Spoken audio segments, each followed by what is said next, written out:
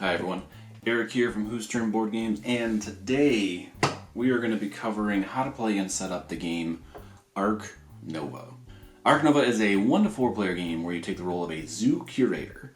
You are in charge of building a zoo to the best of your abilities, getting animals in there, getting sponsors in order to increase the viability of your zoo, as well as make your zoo the most appealing zoo basically in the area. You also support conservation projects, which are just another term for scoring, but there's a lot going on in this game. Just want to start off with a fair warning. This game has a lot going for it. So I'm going to do this video a little bit differently. I am going to do the how to play and set up basically in 2 separate parts, but also I'm going to be going really in depth on the actual rules on how the game is played. If you're interested in how the game is played, if you've already set up the game, I have a timestamp in the description below. Go ahead and check on that, and you can just jump right into that, and that way you can kind of see how it is. I'll try to have a couple of timestamps based on what cards I'm talking about. If you've played this game or you're looking into it, you will understand what I'm talking about. That's going to be its own monster, so just a heads up, this will be a little bit longer video explaining it in detail. That being said, if you're looking for specific rulings on certain sponsor cards, this video will not have it. If you leave a comment down below and you're asking for it, if you want some more clarification, I definitely can make one of those videos, but as it is right now, that is a whole other beast.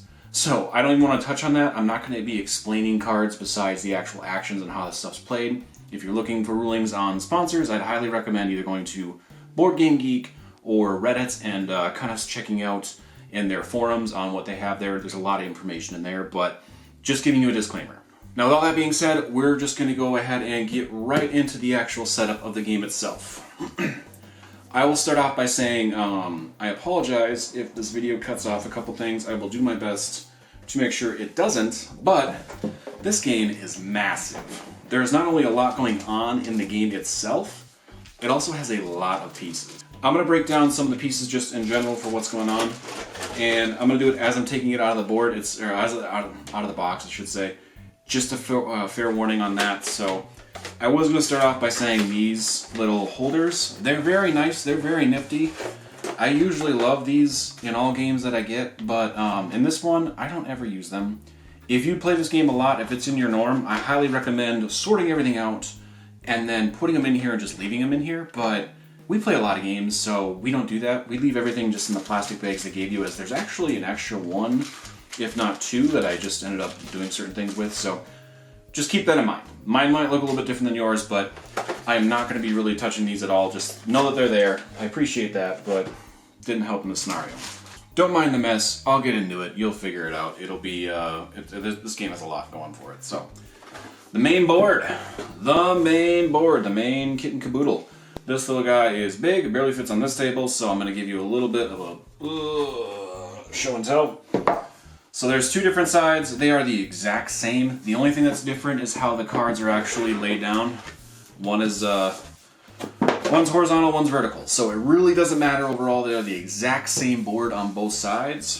For the sake of information, I will have it so you guys will be able to read the cards as if you were playing on the other side. So just know that there is no right or wrong way to set this particular board up. There's going to be another board. It's going to have just one side on it. It's going to have a whole bunch of other things. You will need this. It will need to be viable. I'm placing this just off to the side for now, but just know that this does come into play. This is very important.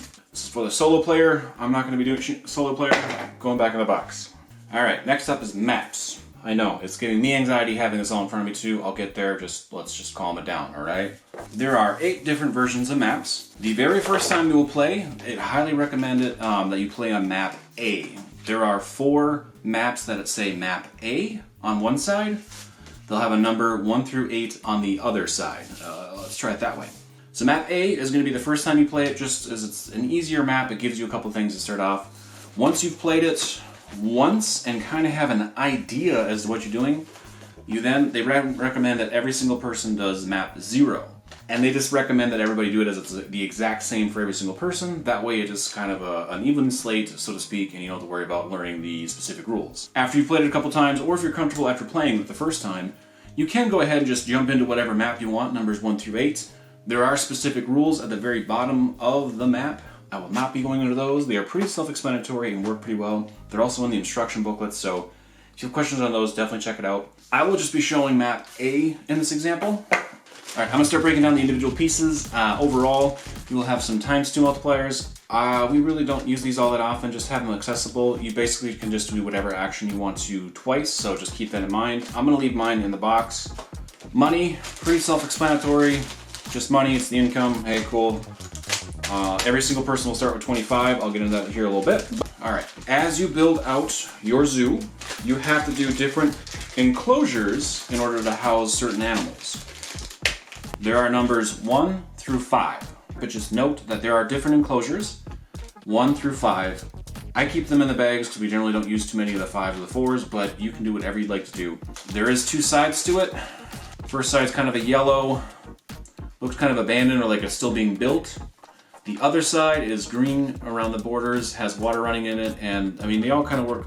If there's an animal in the enclosure, it is supposed to be green side up. That means that it's filled. If there's not an animal, then it's going to be brown side up. Now, we can go ahead and start actually setting stuff up. There are going to be pentagon looking things. They will have a little green shield on the one, and they will have like different symbols on the other. You are to shuffle them up. On the board itself, there is going to be, you can see there's green markers here. On green marker 5 and green marker 8, there is 2 empty spots. You will just go ahead and take 2 randomly from all of them, put them face down. You weren't supposed to see that. Oh no, it's a surprise. You will not use the rest of them so they can be put back into the box. You do not flip them face up until you basically start playing the game, but up next, I'm going to show you this. And then I'm not going to show you this the rest of the video. There are certain cards that have certain animal enclosures. They are sponsor cards. They will say on the bottom of the card, and I will try to find one to show you an example a little bit later. But that's what these are. One side is just kind of a plain desert area. One will have that. They come in different sizes and shapes. They have different symbols. Just note that you probably won't use these every single game, but that's what they are for, is there are specific cards that will show you what to do with that. They're double-sided, one side's pavilion, one side's a kiosk. Just make sure they're accessible. Every single player will end up needing them. As I'm covering map A, each player does start off with a kiosk in one specific spot. It shows you on the map where everything should be. So we need a kiosk right here, and a kiosk right here. I don't know if you can see that, but just, hey, yep, it's there. Honor, Scout's honor. There's going to be a little brown token icon thing, kind of looks like a coffee cup. On the map itself, it's going to have a numbered, it's going to be different colors, basically tan, so darker tan, lighter tan. I don't really know color names, so I'm sure there's official names for it. However many players you play with, you start off with the coffee marker on that number. This is the break icon, this is how you keep track of breaks, this is how you keep track of all that. More on that a little bit later, but just know that that's where that goes. Hourglass symbol cards. These are your game-ending goals. The game ends. Depending on how many of a certain thing that says on the back of this card you do, you get extra bonus points. You start off, each player will get 2. You gotta steal them face down. There are cards that let you grab more of these, so keep them accessible. Don't put them in the box just yet. Calm down. You have to do a specific action or icon, or basically have so many things in a zoo, or do so many different things. They can be a little convoluted overall, but I'll show you all 4 of these. Depending on how many for this one, large animals you have, 1, 2, 4, or 5, in your zoo itself, you will get bonus conservation points at the end of the game based on how many you have. This one goes off your reputation, this one goes based off of how many water icons are in your zoo. This will all make sense a little bit later, but just note that that's what they are. You keep both of them until a certain point in the game, which I will cover later. As I stated, I'm playing map A, and I forgot to do this right off the bat. Map A starts off with a 3 enclosure face unfilled, basically, and it's going to be in the bottom corner. That is just to kind of help you get you started, so just note that there should be a 3 enclosure if you're playing on map A. Up next is going to be the conservation projects. Remember this little board? Remember how I say it'd be important later on? Well, later on, it's starting to shine. There's still going to be a little bit more to do, but conservation projects. Full green on the bottom. You will always have 3 conservation projects no matter what at the start. If you're playing with 4 players, you will get the 4th conservation project to start, 1 through 4. On the other side, it does have yellow and green cards up here. That indicates the cards that we're going to be drawing from the deck that make up our hand. You can only have as many conservation projects up here as there are peoples. But just note, because you start off doing 3 of them face down, Again, same thing. Keep this off to the side. Don't put it back in the box just yet. There are cards that let you grab specific conservation projects from the start, or grab a certain one you want, any one you want. So they sometimes do come into play, so we do keep them out. So we'll flip them all up. I'll get more into icons and everything like that later, but this is how it should look at the startup of the game. Each player will end up choosing a color. I'll go into what's on the bags. I'm going to go yellow on one side, red on the other. If you are playing a two-player game, this is very important to note, you are to take out 6 cubes of a color that is not being used, in this instance, blue. As I stated, we are going to flip up 3 of the conservation cards. You start off, first off, covering the entire left row of this board where the little red section is. It should still have 2, 5, 7, and 10 available. You cover these up, and then you cover up the left spot of the left card, the middle spot on the middle card, and the right spot on the right card, with player cubes that are not in the game. If there are more than 2 players, you do not cover anything up. This is only for a 2-player game. As I'm setting up for a 2-player game, I'm going to leave that out there. Just note that blue itself does not actually pertain to this game. It is just something to do in a 2-player game to cover up. Alright, next up I'm going to go over action cards. Each player will get 5 total action cards. Every player has them the exact same. I will go more into what they all are later, but just a quick review. It's going to be animals, build, sponsors, association, and cards. You always start off on the blue side up. This represents its level 1. You can, throughout the game, go to level 2, which is the pink side up, or red side, whatever color you want to be. And it is a little slightly better. Just note that everybody starts with level 1 cards across the board. At the bottom of your player board are numbers 1, 2, 3, 4, and 5. You will always take the animals card and start off at number 1. You're going to shuffle up the rest of the cards and randomly assign one to number 2, number 3, number 4, and number 5. I'm now going to cover over a couple more pieces. I have all these lumped together personally just because you can really only have 1 per player, and it just makes sense to have each player set aside for that. Otherwise you're taking out pieces you don't really need to use. I'm all about efficiency, setting up, tearing down. There's going to be a little 3-prong one. It's going to be a petting zoo. Each player is going to have 1. They're not going to put it in their zoo, but they should have it accessible. It's going to be a little cross-looking thing. That's a bird aviary, 5-spot. Again, each player will have 1, and then kind of an X-looking thing, or a bone almost. That's again a 5. That's a reptile house. Put it off to the side. You will not put them in your zoo just yet. You can build them later. I'll explain that more. But each player should have the availability to grab 1. You can have it in a communal pile if you want. I like to have it each player at their own. Each player should have access to 5 little X tokens. More on what those go later. Again, I will make sure that each player has access to it. Just each player will have 4 little workers. They're association workers. You take 1, you put it up in your notepad. The other 3 will make it. They are laying down on your map, but off to the side. We're going to go back to this board. Remember this board? I do. Good times. So, as you see, there's going to be different icons. Over here, I have it so each player has the ability to get 1, so I just give each player a set. 1 set will cover up every single one of these. It matters not where it comes from. You can have them all in a communal pile. There's also going to be 5 different colors here representing 5 different continents. If you have to ask where the last 2 are, then I just have to advise you to think about that question for a second. And look at the pieces. Just, I believe in you. In the meantime, these are going to be the partners. You can partner with different continents for your animals. Each player will have 3 little cylinders, so to speak.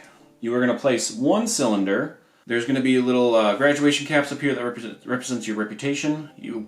Each player will place 1 on their 1 reputation. Again, the green here is conservation points. You take 1, you put it all the way on the 0 of the conservation track. The last one goes on the appeal track. There are tickets which represent your appeal for your zoo.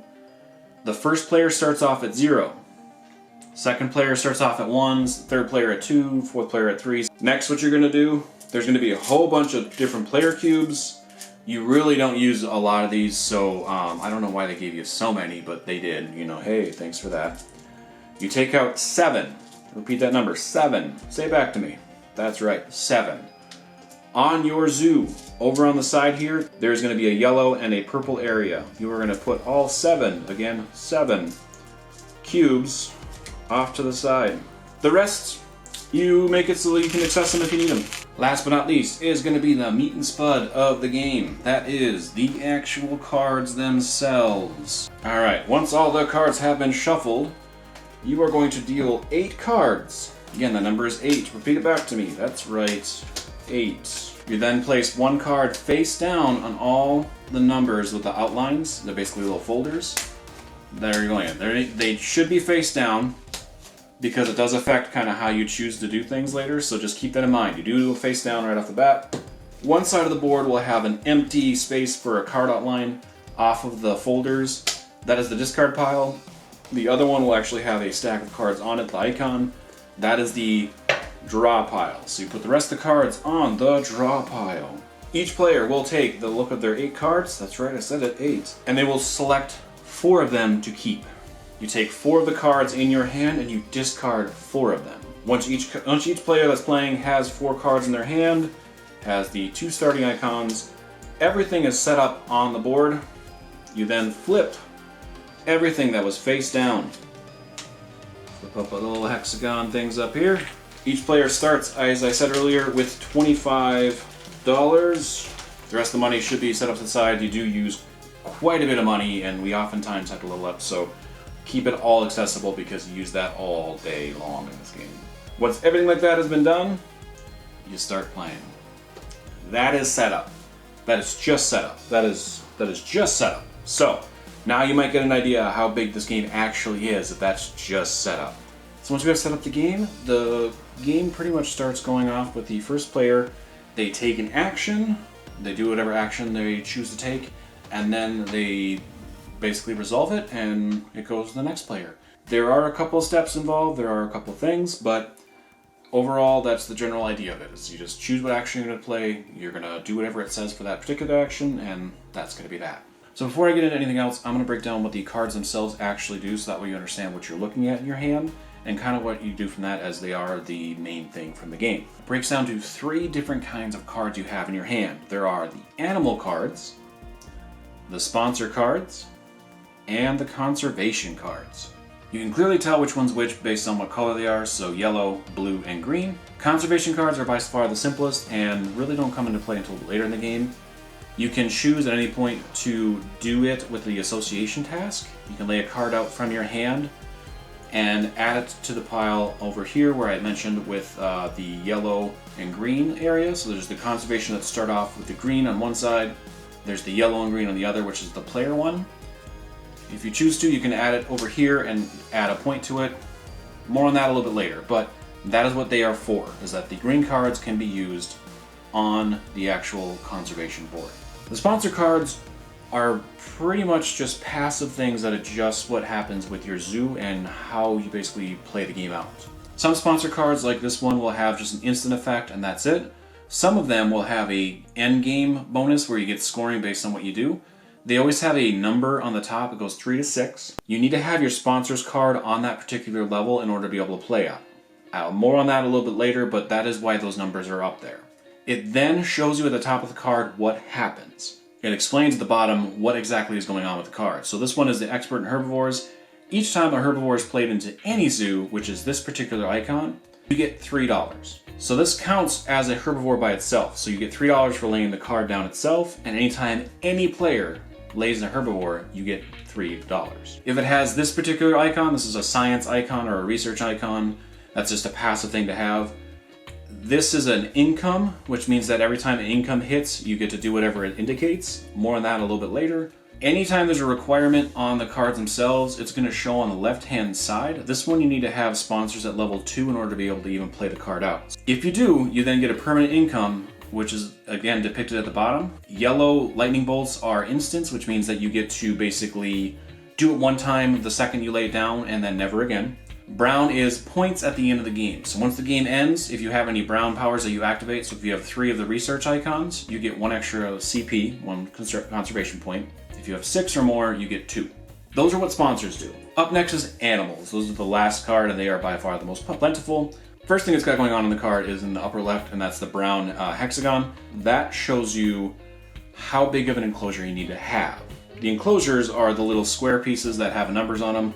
You can have a bigger enclosure than what is on the card itself, but you need to have at least a number 2 for this particular one to do. There are specific ones that require either rocks or water. Sometimes there are ones that require 2 of either one. That means that in the zoo itself, it needs to be placed around the border of the rock.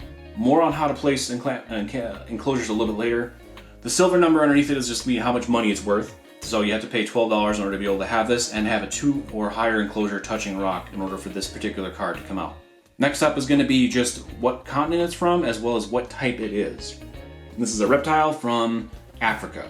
Now, at the very bottom is going to be what it does. The point value of itself is going to be worth, it's going to be the little ticket looking thing. That is a peel. Almost all cards have a flavor text, which means that they do something when they are laid down. So this one has Sunbathing 3, this one has Full Throated. Just read what they do. Once you lay the card down, you get to enact whatever that is in there. It is a one-time only, so generally when you play down any kind of animals, after playing it down and doing its action, you can just stack it like this, just indicating what continent and what it is. Last thing I want to mention about the cards is that, again, just like I mentioned on the sponsors, anytime there's any kind of requirement in order to lay down the card, it is on the left-hand side of the card itself. So that is a general breakdown of how the cards are, like what kind of cards there are, what they all do. Now that I've explained cards, I'm going to explain the actions. I'm going to break down each one of these individually on both their first level and their second level and what they all encompass. This is going to just be a lot. Just giving you a heads up, I'll be giving several examples throughout this, so if you're looking for a specific card and what they do, skip ahead. Again, I'll have timestamps in the description below. So the very first card is going to be animals. When you play this card or when you do this action, depending on what level it's at, you just play down an animal card from your hand. In order to play down an animal card, as I stated, you need to have both the enclosure and an available enclosure, as well as the money to be able to do it. You start off always at animals level 1. Every time you play any card, you instantly shift that card down to the first level and move all other cards up. So if I were to play build at level 4, I take it out of there, I move the other 2 cards up, and let's imagine this would now be level 2, build will now be level 1. This now means that I could play animals at level 2, but build would only be at level 1. You continuously shuffle your cards around like that. Just once you upgrade the animal cards, you can play an animals card from your hand or from within reputation range with additional costs. So that means that you can play an animal from your hand or your reputation range. Your reputation range is the little graduation symbols up top. So if I was at reputation range level 6, any of the first 3 spots, I would be able to grab and play a card if I had animals level 2. If you play this at level 5, you do get 1 reputation level, so you just move up 1 reputation level, and that is that. But that is the animals card itself. For build level 1, you can build 1 building for a maximum size of X. So whatever level your build is at, you can build a building up to that. It is $2 per square. So if you build a 4 enclosure, you need to pay $8. You can only build 1 thing at tier level 1. It says at the bottom what you're all able to do: kiosk, pavilion, standard enclosure, or petting zoo. In order to build the aviary or the reptile house, you need to have build level 2. It does say that at the bottom as well. It is the same cost to be able to build on build level 2. You don't get a refund, but you can build up to whatever your level X is. So if you're at level 4X, you can build a level 1 enclosure, a level 2 enclosure, and a pavilion. You need to have build level 2 also in order to be able to cover up certain spaces on your map. Some spaces have a little icon with a shovel and a 2 on it. You cannot put anything on that particular spot in your zoo unless you have build level 2. Now when you're building, you can only cover up any of the spots that are actually in your map itself. You cannot cover up rocks or water. So you do need to pay attention because each of the enclosures have specific buildings and how they are set up. There is no changing that, meaning the 3 is guaranteed always going to be, it's always going to look like a little 3, no matter what. It's never going to look like a straight line. So keep that in mind. You do need to pay attention to how you build things. You can never cover water or rock. There is one exception to this, but you will see it if you play it. I'm not going to go searching for the card, but it does let you cover rocks and or water. Association lets you play 1 association worker or do 1 association task with a value of X. This is where we go back to our conservation board or association board, if you will. I'm now going to break down what all of these things do as it now pertains to the association action. We're going to start off at number 2. If you have a 2 power or greater, you get 2 reputation. At level 3, you can partner with any one of the continents. What this means is that you take the icon, I place my worker on level 3, let's say I want to take Asia. I take Asia, I put it in my partner zoo area. Now any animal I play that is from Asia, that has that Asia icon up above where I was talking about in those continents, is $3 cheaper to play. In order to get the third and fourth partnerships, you need to have level 2 association. The level 4 action is similar to partner, only instead of partnering with a continent, you are basically partnering with a university. There's going to be 2 research symbols, a research symbol and a reputation, and then a 5 with cards and a reputation. You have no hand size while the round is in play. When you break, which I will go into a little bit later, you have to discard down to your hand size. Typically it's 3. If you were to get this university, it would be 5. So if you do association level 5, you put your guy on that level 5 spot, you take one of the cubes from the 7 that are off to the side, and you can do a conservation project. You can only do this action as long as you meet the requirements for the conservation project. If the card is in your hand, you can lay it down as long as you, again, meet those actions for the conservation project. That is where this comes in. Multiple people can be on the same one, up to the number of spots, so a max of 3 people can be on the same one. You cannot be on your own twice. You also have to have at least the number of what it is. So if I cover up this 2 spot, the reptiles, red needs to have 5. They can't also do the 2, only the 5 is remaining. So that is how the Tier 5 association works for conservation projects. Now, when you were to play an association card from your hand, and it goes up here, it goes in the yellow section as I had mentioned, there are, based on the number of players, there's only so many openings. So you need to immediately put your square onto whatever one you want. So I want to go on here, hey cool, that's awesome. If the second one gets filled up, that's great, I can go on there. If someone plays another one, the first one gets kicked off, I get my cube back, but in my player area, my extra cubes, it doesn't go back on my map, and this card gets discarded. The upgraded version of the association works the same way as the Tier 1, as they all have. You can do a maximum of whatever the X level is, so you can do, just like with build, you can do a combination. So you can do a 3 and a 2 if you were at Tier 5. You can also start donating with the Tier 2, which I'll explain here in one moment, as well as do a conservation project, fund it, and do it if it's within your reputation range. Donations are all on this red side here. That's why it says red with the association level 2. As I said, in a 2-player game, you cover up one version of it, 3 or more, that would be completely uncovered. When you do the level 2 association, you can always do it because it's 0. You can pay 2 gold to get 1 CP. You can only do it 1 time. But then if you do association again, you can do 5 gold. You take one of your cubes not from your map, just from the side, and you cover up, indicating that the 2 is done. You can then do the 5 next time you do association level 2, regardless of what level.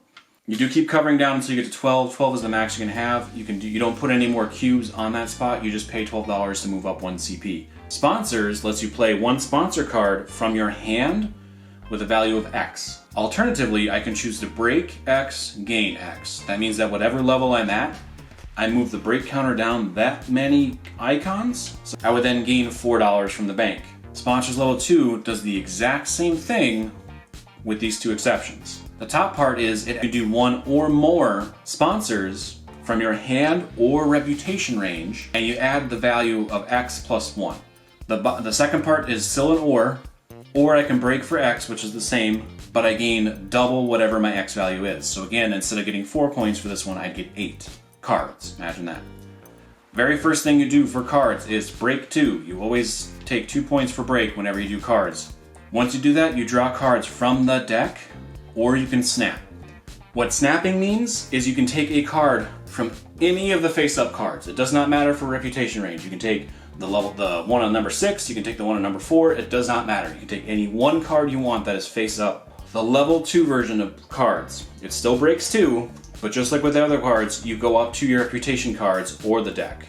Those are all the actions. They seem very simple when you break them down. Association is by far the most confusing part, but that is what it does. Each player takes their turn doing whatever action they want. Let's say I were to do sponsors level 4. I then take my sponsors, I do my action, I play down a level 4 sponsor, hey whatever, let's say this is a level 4. I move all my cards up and move my sponsors down to tier 1. Anytime you use that card, you always put it down to level 1 and shift everything else up. After I take my turn doing whatever I want, the next player takes their turn, they do whatever they want, rinse, lather, repeat. Now, one thing I forgot to mention, when you play animals, you have to have the enclosure. If you play an animal out, so like let's say I play out the northern giraffe. It has a 3 enclosure, I pay its cost, hey, whatever I do at the bottom. My enclosure on my map will then flip from the yellowish brown side to the green side up, indicating that enclosure is used. In order for me to play out any other animal, I need to have another enclosure. So now, I'm gonna go over the extra buildings and how they work real quick. The petting zoo can be built at build level 1, as I stated. It does not matter. When you build, it needs to be adjacent to anything else that's in your zoo. When you first build, after your first map, there's nothing on the map itself. You can go from any angle you want to coming in. It does not matter. You always have to be touching them. If you were to build something and you cover up any of these locations, so if I cover up this 5, this X, anything like that, you immediately get that reward as a one-time thing. So when you have the build level 2, again, you can have the aviary as well as the reptile house. You need to have space on your map in order to be able to do so. Again, they need to be touching just like with everything else. The petting zoo, there are specific animals that can be only put in the petting zoo themselves. This is an example of one of them. They will always have that little section up there. They'll say 1 and it'll have an icon for the petting zoo. You take one of your cubes, not from your map, from your supply, and you put it in there. Once you play down this 1 for 7, there's no requirements for anything else. There's never a requirement. You just have to have 7 gold and then you put it in there. It says $0 for its value for points, but for the petting zoo animals, you actually get 3 points per whenever you put one in. You can only have a max of 3 petting zoo animals in your zoo. Bird aviary works kind of the same way. Birds and reptiles will have icons on them, so you have to have that enclosure to begin with. But if you have the actual special enclosure for birds or reptiles, you can actually do it the same way as with petting zoo. You just would put in however many cubes are on here. So for example, here would be 1. If I lay that out, I put 1 cube in my aviary, and that acts like I have that bird in that particular aviary. Same with this reptile. I would put 1 cube in my reptile house, and then it pretends like it's in there. You can ignore any special features you need to have. So like this needs to have a 2 with a ground touching. That does not matter for the reptile house. It completely ignores it. You just need to have space for the reptile house. When you build either the reptile house or the aviary, if you have birds or reptiles that are in your zoo already that are in enclosures completely filled, the only time you can move it is when you first build the aviary or the reptile house. If you choose to move it in there, you just do the number of squares. So like for example, this one would just be 1. I'd put that 1 in the aviary. I then unflip my enclosure to pretend like it's no longer being used because I moved essentially that animal from that enclosure into its special housing. Next thing I'm going to talk about is going to be the break. As I stated in a couple of cards itself will always break, and Sponsors has the option to break that you can if you want to get money for it. Some animals, when you play them out, do move the break counter, so pay attention to that. As you move the break counter further and further down, eventually you'll get to this little coffee cup and X notion. When that happens, you effectively take a break from the game. Not literally, but like figuratively, so to speak. That is when you discard down to your hand limit size. So the hand limit size to begin the game with is 3. If you get this particular university, you then can have 5 cards in your hand. If you have it in your zoo, you can hold up to 5 cards. Otherwise, you discard down. You then clear off any of the ×2 Constrictor or Venom tokens if there are any on the cards. You then take back all of your association workers and you will refill any missing spots. So Asia was filled up here. I will just take it from either the supply, as I stated in the beginning of the video, I have every player with the set number. I'll take it from the other player, they'll put it in there. It's now refilled so other players can then take that. Next thing you do is you discard the bottom 2 level cards, 1 and 2. You move all the cards down and then flip 2 more cards. You then do your income phase. Depending on what appeal level you're at, you get income based on how appealing your zoo is. So in this example, yellow would get 18 as it has that 18 mark between these 3 appeal numbers. Just like red was going to be 17 because it's on between those 3 appeal numbers. They just get that many dollars. Just flat out, here you go, here's your income. There are other things that pertain to income. I'm not going to go into every single one of them, but just keep in mind that some of them do. This particular card would, for example, if you would play it, would give you 1 CP every income. You get everything that's off your map, you get anything that's in your zoo, and then you look at your map itself. This is where the kiosks come into play. Anytime a kiosk is touching any enclosure that's filled in any capacity or just active, you get 1 extra income. So if I was having it touching the petting zoo, even though nothing is in the petting zoo itself, it is a filled enclosure at all times because it's green side up, $1 extra, just flat out every single income. It does state at the bottom there are rules for kiosks. You must have it at least 3 spaces away. It needs to be 3 away entirely. So Scout's honor on that one, just kind of keep an eye on that one. It does say at the bottom how close they can be. If you have multiple kiosks, even if they are touching the same enclosure, they get paid. So if you have 1 kiosk surrounding 4 different things, and then that's also touching 2 other kiosks, those kiosks still get income even though they're touching the same enclosure. Does not matter. So kiosks are very important for earning income, and you only earn that income every time you break. So keep that in mind, is that's when you get that. So that's what happens every time you take a break. Every time that break goes down and it hits that, you instantly discard down, you basically shuffle, you get rid of a couple of lower cards, discard down your hand to get income in. And then you reset the break counter to whatever number you're at. So 2-player game, you have a 2, 3-player 3, so on and so forth.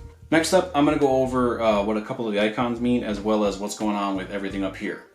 So for the CP, as you continue to go up, every so often up to level 10, you do get bonuses. When you hit 2 for 2 CP, you instantly get to flip over a card or add an extra association worker. You can choose either one. Every player gets to do that when they hit 2 CP.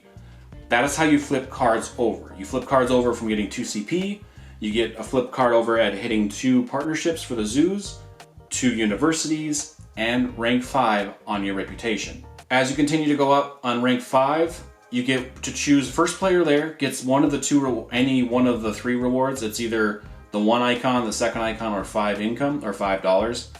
Once it's taken and chosen, they instantly do whatever its effect is. It is now out of the game. No other player can choose that icon. It can only do the 3x or the 5. Next player gets a 3x. Now any players after that can only get 5. So it is better to get up the CP track first. You do get more of the choices, so to speak. Once you hit level 10, no matter who hits it, every single player looks at their endgame cards. They have to discard one of them. Last thing I'm going to talk about is the X tokens. I did forget to mention, every time you break, regardless who breaks, every player gets 1 X token. So my apologies, I completely missed over that as I was just going over everything else.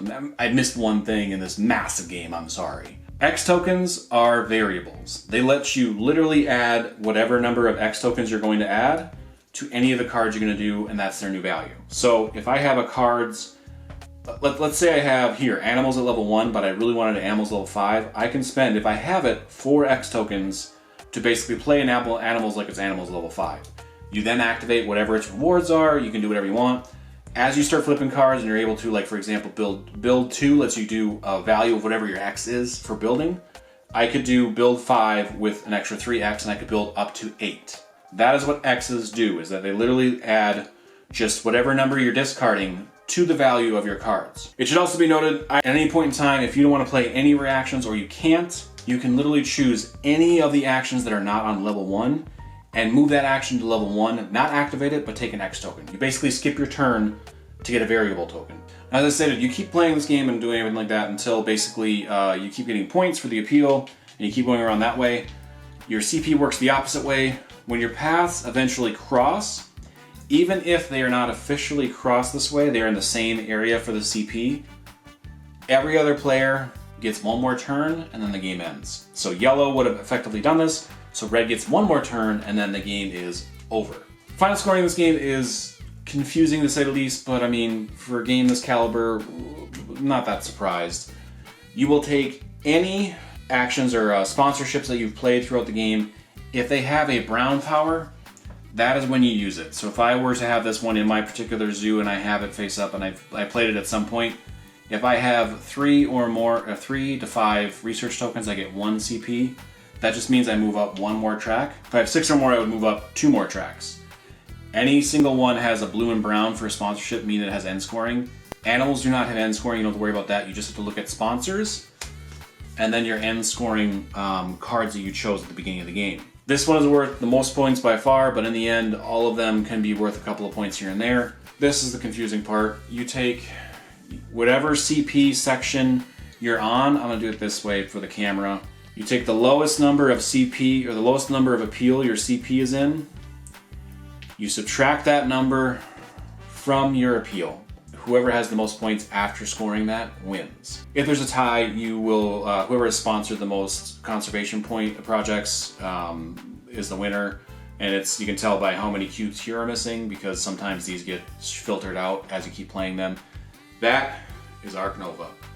There is a lot going on in this game. It is very confusing. It will take you about 2 or 3 times through the game to finally feel at least somewhat comfortable with how the game plays, much less have an idea on how the game actually works, because it's very confusing. That being said, if you can get past that first couple of games, or you're playing with somebody who's played it before, be prepared to lose, but enjoy it. It is very enjoyable. There's a lot of different things going on in this game. I really, really like this game. It is a lot of fun. Yes, it's got a million things that you have to kind of keep track of and kind of pay attention to, but go at your own pace. There's no rush. There's no need to be rushed in any capacity. Just do your best at building the best that you can, and just have fun with it. Thank you all for watching. I do apologize on the confusion of it all, the mess of the game, but it is one of my favorites that we were playing right now, and I really want to make how to play and set up. I just knew it was going to be kind of ugly, so thank you for sticking with it.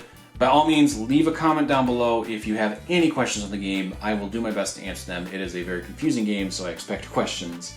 Thank you all for watching. If you enjoyed the video, go ahead and give it a like. If you want to see other board game content, like how to play and set up other games, ideas and our thoughts on board games in general, or just reviews on board games, consider subscribing. It would really help us out. We really appreciate that. Thank you all for watching. I have been Eric, and until next time, whose turn?